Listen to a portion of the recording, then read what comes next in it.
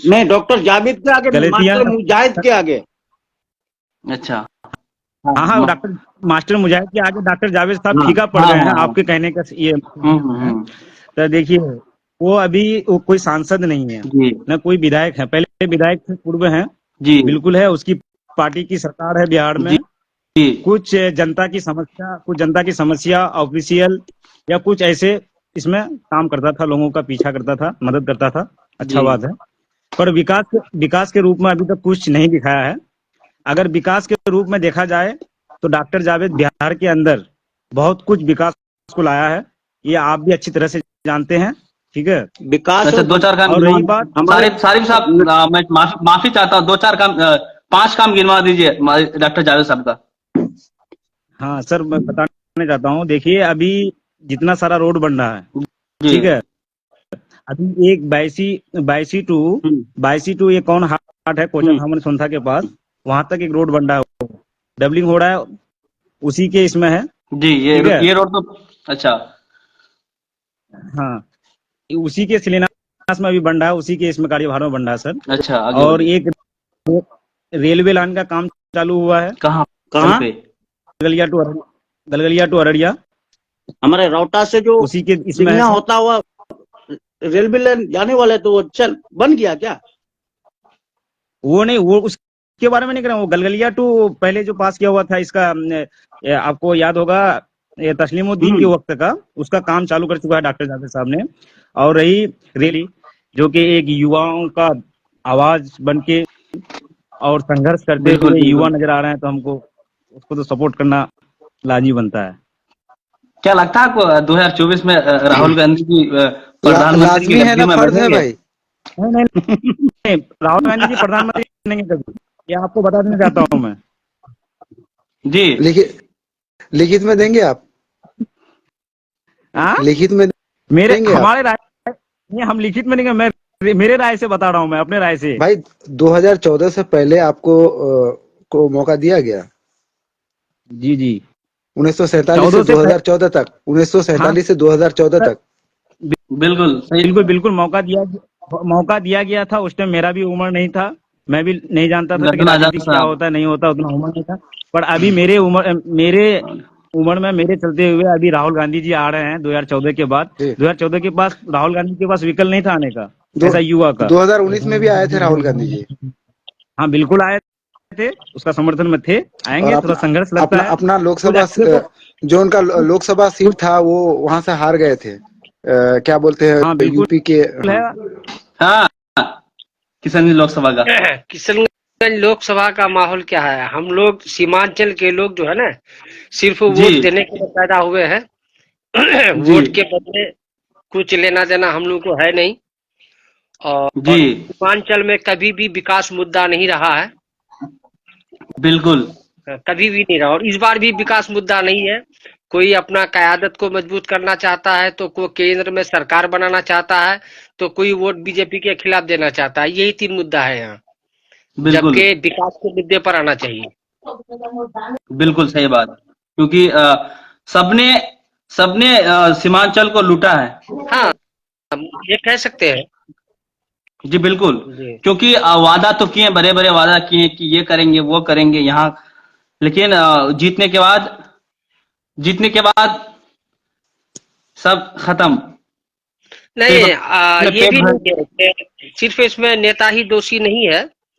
अभी नौजवानों से जहाँ भी, नौजवानों का भी हम लोग मतलब देखते हैं, बात करते हैं, तो यहाँ पर जो है ना, किसी को अपना मुद्दा का पता ही नहीं है।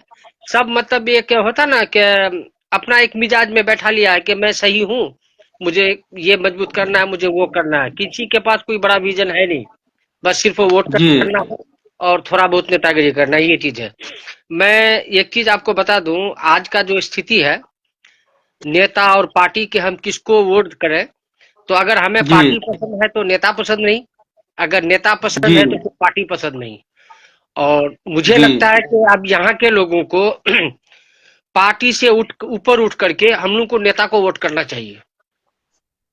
जी अगर हम जी। पार्टी के नाम पर अगर वोट करते हैं, तो फिर एक बात याद दिलाना चाहूंगा कि ये कितनी बड़ी शर्म की बात होगी कि राहुल गांधी के रैली में कांग्रेस के जो समर्थक है वही कह रहे हैं जावेद साहब मुर्दाबाद। जी जी जी, मैंने भी देखा वीडियो। हाँ, तो मतलब यहाँ साबित हो जाती है कि लोगों के मन में है कि हम कांग्रेस को वोट करेंगे, लेकिन कांग्रेस पता नहीं क्यों मतलब वो अपना कैंडिडेट को चेंज करना नहीं चाहता है, जो किसी भी नवाब अच्छा। और एडू गरू को मतलब थमा देता है और लोग लास्ट में कहते हैं अब की करबो भले वहां नहीं तो भले मोदी जीते आवे। लेकिन यहाँ पर हाँ, जो संभव ही नहीं है, एक सीमांचल केंद्र में न सरकार बना सकती है न गिरा सकती है। और अगर अच्छा, वो क्या नेता मास्टर साहब आपको मास्टर साहब आपको लगता है कि अगर कांग्रेस का कैंडिडेट बदलने से कांग्रेस की जीत हो सकती है इसमें किशनगंज लोकसभा में? ये तो देखिए हर लोगों की आवाज है। अगर जावेद साहब के जगह में अगर किसी एक नए लोगों को अगर टिकट अगर दे दे तो मुझे नहीं लगता है कि उसको कोई हरा पाएगा। जी जी, बिल्कुल सही बात, सही कह रहे हैं आप। तो कांग्रेस है जी नहीं। अच्छा, डॉक्टर जावेद साहब से नाराजगी क्यों लोगों की? देखिए डॉक्टर जावेद साहब से नाराजगी क्या है, जैसे कि एक हमारे साथी अभी उसका विकास का काम गिना रहे थे, बाईसी से जी जी जी जी, महादेव दीक्षित और अनगढ़ से खारी, ये सब। तो ये जो कुछ रोड है ना, ये अगर कोई नेता कोई भी जावेद साहब के, आप मेरे जैसे लोग भी अगर एमपी बनेंगे ना तब भी वो सब रोड में काम होगा। लेकिन यहाँ मामला तो क्या है जरूर है। कि लोगों का जो स्थानीय जो समस्या है, जैसे कि ब्लॉक में करप्शन, यहाँ वहाँ छोटा मोटा जो काम है, वहां पर जावेद जी साहब जीरो है और पब्लिक से उसका कोई कांटेक्ट नहीं है। आज के डेट में अगर डॉक्टर जावेद साहब को अगर पूछ लिया जाए कि गोश्तरा से आप किसी को जानते हैं या चिलाना से या बिजवार से किसी को जानते हैं, तो वो नहीं बता पाएगा। उसको ये भी नहीं पता कि मेरा कार्यकर्ता कौन कौन है। जब एक बार हमने जी तो कुछ इतना दूर है वो। एक बार हमने डॉक्टर जावेद को फोन किए थे तो उसने जवाब दिया बैसा कहाँ है, और बैसा गांव में हमारे मरगूब संसद प्रतिनिधि है, उसको वो भी पता नहीं कि बैसा गांव कहाँ है।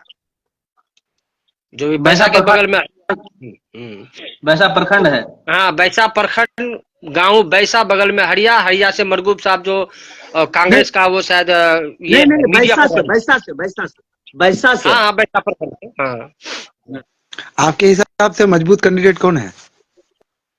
हाँ, मेरे वही हिसाब मैं भी से पूछ रहा हूँ। अभी कांग्रेस के एक प्रवक्ता ने खुद कहा, अभी वहां पर मौजूद थे, कि अगर मास्टर मुजाहिद साहब अगर दूसरे पार्टी से आए तो मैं भी उसको समर्थन करूंगा। तो उनके बातों से मुझे लगता है कि सब कोई ये मानता है कि काम करने वाला नेता अगर कोई हो तो मास्टर मुजाहिद है शायद। मास्टर मुजाहिद साहब के पास क्या प्लान है सीमांचल के लिए, कि वो अगर चुनाव जीत जाते हैं तो वो सीमांचल ही तो, खासतौर पर किशनगंज, सुनिए खासतौर पर किशनगंज के लिए वो क्या मैं करेंगे? उसी बात का आपको सफाई दे रहा हूँ। सबसे जी पहली बात कि मैं अभी फिलहाल मास्टर मुजाहिद साहब का प्रवक्ता नहीं हूँ, जी और दूसरी सबसे बड़ी बात कि प्लान की जहां तक अगर बात कहें तो यहाँ किसी नेता के पास कोई प्लान नहीं है। उसके पास प्लान ये है कि हम जीते कैसे। सवेरा ही है। सबसे पहले मैं चार मित्रा के बुजुर्गों की दुआएं लोगों का सम्मान जीतेगा। क्या बात? बुजुर्गों की दुआएं लोगों का सम्मान जीतेगा। सदन में जाएगा जो बनके वही तूफान जीतेगा। गली कूचे से ही आवाज आती है, गली कूचे से यही आवाज आती है। इस बार संसद में जो जाएगा वो अख्तरुल ईमान ही जीतेगा। मुद्दा बहुत सारे हैं सीमांचल को लेकर के। मेरा मानना यही है कि इस बार अगर सबसे दम खम बेबाक बेखौफ सीमांचल की दर्द अपने सीने में लिए अगर कोई फिरता है तो वो अख्तरुल ईमान है। हम लोगों ने बचपन से देखा है कि ये आदमी जिद्दोजहद मेहनत कर रहा है, कौम के लिए इसके सीने में दर्द है, कौम की एक आवाज है, कौम की बुनियादी समस्याओं को ये नेता का काम, बर्थडे पार्टी नेता का काम किसी को जाति मुफाद पहुंचाना नहीं होता है। नेता का काम असल में जो होनी चाहिए वो संसद में होनी चाहिए। देखिए हम लोग एमआईएम पार्टी का सपोर्टर हैं, एमआईएम पार्टी के सपोर्टर हैं और एमआईएम पार्टी को दिल से चाहते हैं। हम लोग जाति मुफाद के लिए नहीं। एमआईएम पार्टी हमको अगर 1 रुपया भी नहीं दे रही है तब भी मैं स्टेज में जाकर के उनके लिए स्टेजों में रहता हूं, उनके लिए परफॉर्मेंस करता हूं, लोगों जनताओं तक ये बताता हूं। सीमांचल की अहमियत तब कहाँ थी, आज तेजस्वी जी भी सीमांचल को पूछ रहे हैं, लालू यादव जी भी, नीतीश कुमार जी भी, बीजेपी तमाम लोग सीमांचल में आए हैं। हैरानी की बात ये भी है कि इस बार राहुल गांधी जी भी सीमांचल आ गए। राहुल गांधी जी इस बार मुझे जहां तक लग रहा था कि वो एमआईएम ही है जो उसको खींच लाई किशनगंज की ओर, पूर्णिया की ओर, कटिहार की ओर, सीमांचल की ओर, नहीं तो वो NH-31 से सीधे उधर बंगाल होते हुए चले जाते, इस एरिया को छोड़ देते। वो इसलिए क्योंकि वो ये जानते थे कि उसकी खानदानी और जाति विरासत के तौर पर उनको वोट तो मिलती ही है। लेकिन मैं कह रहा हूं कि वाकई अगर आप सीमांचल का दौरा किए तो उन बेबस उजड़ी हुई घर जो रोड पर बसी हुई है, जो रोडों पर है, हजारों हेक्टेयर जमीन हमारे यहाँ हर साल कट करके विलीन हो जाता है। हमारी नदियों पर 50 किलोमीटर के अंदर पुल नहीं, और हमारे यहाँ एक अच्छा यूनिवर्सिटी नहीं, बुनियादी 1 से लेकर 10वीं तक अच्छी स्कूल नहीं। हम लोगों को हिजरत कर रहे हैं, पलायन सबसे ज्यादा सीमांचल से हो रही है। तो जहां देश पर 600 करोड़ का चंद्रयान उड़ाया गया, AMU फंड रिलीज कब होगा? हम लोगों की ये जमीनी स्तर से जुड़ी हुई मांग है, जो लीडर का काम होना चाहिए। जो सदन में हमारा नेता, हमारे सदर जो मैं उनको बहुत चाहता हूँ, बिना जाति मुफाद किए हुए वो लड़ाई है, हम लोग लड़ रहे हैं, सीमांचल कर रहा। और लोगों को चाहिए इस बार सीमांचल की जनता, किशनगंज की जनता को कि ये वो सब जो तालीम के लिए, जो आपकी बुनियादी सुविधाओं के लिए, कौमों मिल्लत के लिए आपकी आवाज गला फाड़ फाड़ करके चीख रहे हैं और ये कह रहे हैं कि हमारे सीमांचल की नदियों में बोल्डर पिचिंग कराया जाए। तो इस बार चाहिए लोगों को, एक दिल में कौम के लिए अगर दिल में दर्द है तो इस बार अख्तरुल ईमान को आपको वोट देना पड़ेगा पतंग छाप पर, और उसे कामयाब बनाना पड़ेगा, उसे सदन से संसद तक पहुंचाना पड़ेगा। कैसे भरोसा करे MIM पे? क्योंकि सीमांचल की जनता ने 5 सीट दिए हैं, 5 सीट दिए, 5 में से एक ही सीट बचा है, 4 पलट कर दूसरे में चले गए। कहीं ना कहीं जनता के साथ ये खिलवाड़ हुआ। कांटे गुल के साथ नहीं चल सकते, रस्ते खुल के साथ नहीं चल सकते। जो छोड़ गया उसे जाने दो। सब अख्तरुल ईमान और असदुद्दीन अवैसी साहब के साथ भी नहीं चल सकते। तो 5 थे हम लोग के, अपनी पार्टी, अपनी क़यादत, अपना झंडा लेकर के दूसरों की गुलामी छोड़ करके अपना क़यादत को मजबूत करना, ये सबसे बड़ी बात होती है। और 5 कामयाब हो गए, और ये हम लोगों के लिए बहुत बड़ी बात थी। लेकिन चारों मुफाद परस पैसों में बिके चले गए, तो वो लोग चले गए। हालांकि अख्तरुल ईमान ने जो कहा था वो लड़ाई लड़ रहे थे, जहां उनको लड़ाई लड़नी चाहिए थी। आज बहुत लोगों का ये कहना होता है कि असद साहब ने वादा किया कि आप 2 साल 3 साल में आपको यहाँ पर असदुद्दीन अवैसी हॉस्पिटल बना देंगे, अवैसी कॉलेज बना देंगे, IIT बना देंगे। और इतने सालों से, 50-70 सालों से जो दूसरी पार्टी, दीगर पार्टियों को वोट दे, उनसे आपकी उम्मीद क्यों नहीं? ये सवाल क्यों नहीं पूछा जाता? हाँ, सराफत साहब सुनिए। जैसे कि देखिए, अगर सरकार अवैसी साहब ने वादा किया, अख्तरुल ईमान साहब ने वादा किए कि यहाँ पर जो अमोल विधानसभा की जो भी परेशानी है दूर होगी। अब तक क्या दूर किए हैं? अब तक कितना काम हुआ है अमोल विधानसभा में? लगातार कामों पे बने हुए हैं। हम तो ये कहते हैं कि सरकार की अनदेखी हो रही है। सरकार नहीं चाहती है कि सीमांचल में कोई काम हो। अगर जमहूरियत में कोई विधायक को, जमहूरियत में कोई अगर इंडिपेंडेंस से, अपनी ताकतों से जीत करके अगर वो सदन जाता है, उनको अगर नजरअंदाज करेंगे, काम नहीं करेंगे, कि वो विधायकों को हक ही नहीं है कि लोग अपने मनपसंद का विधायक चुन करके भेजें और वहां उनको बेल आउट कर दिया जाए, तो क्या करने के लिए फिर जमहूरियत जिंदा है? मिटा दीजिए संविधान को, मिटा दीजिए प्रेमबुल को, मिटा दीजिए डेमोक्रेसी को। जब आप अपने ही पार्टी के चुने हुए विधायकों को काम देना चाहते हैं। जहां तक यहाँ तक बात थी कि बोल्डर पिचिंग कराया जाए, उस मसले को लगातार उठाया गया है, और जो नए काम है वो हो रहे हैं, रोड, सड़कें। जहां तक हम लोगों का बात था, आवाज मानते कि आवाज उठा रहे हैं अख्तर साहब, लेकिन काम क्यों हो नहीं पा रही है? आप तो ये जवाब यहाँ की जनता देगी, यहाँ के लोग देंगे, यहाँ के दीगर पार्टी देंगे, जो जदयू, भाजपा, NDA, कांग्रेस का झोला उठा रही है। क्यों नहीं कर रही है? आप भी तो उन लोगों को वोट दे करके जितवा रहे थे, आखिर क्यों नहीं हो रही है? ये सवाल तमाम लोगों